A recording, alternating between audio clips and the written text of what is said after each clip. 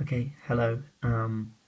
This is the beginnings of my work towards spatial gestures and live time stretching. So I've looked up the help files for ambisonics so I can start thinking about 3D, three-dimensional spatial panning. So all this patch does really right now with my two speakers is nothing too amazing because it's supposed to be with 8 speakers, but I've loaded up a kind of a boo sort of sound which featured in the end of the previous video where I was kind of trying to make these gestures which maybe flew off into the distance.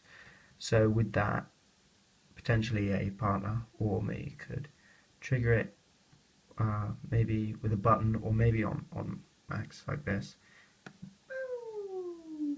and it would be pan. So that's kind of panning with these two speakers, but at the moment it's just set to a random sort of panning automator, and I'm yet to figure out how I can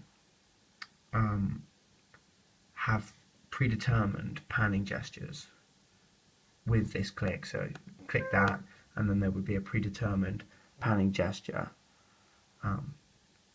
which could configure with this. Okay, and then the beginnings of time stretching. This I found really hard. I wanted to have it so that I could take a live recording. So if I was playing, someone could hit go and it would take a small bite of what I was singing, and then I could time stretch that. However, the SF play object, which allows for time stretching, doesn't really allow for live recording as far as I know. You need to use a play object and a simple record object, which is annoying.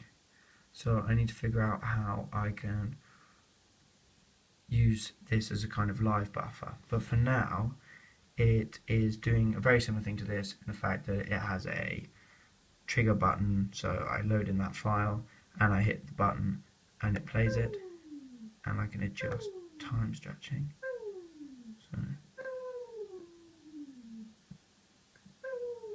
and if I go down and then probably extend it more. Okay, cool. So those are just really scratching the surface, but this is the beginnings of my sample patch with spatial gestures and live stretching. Thanks.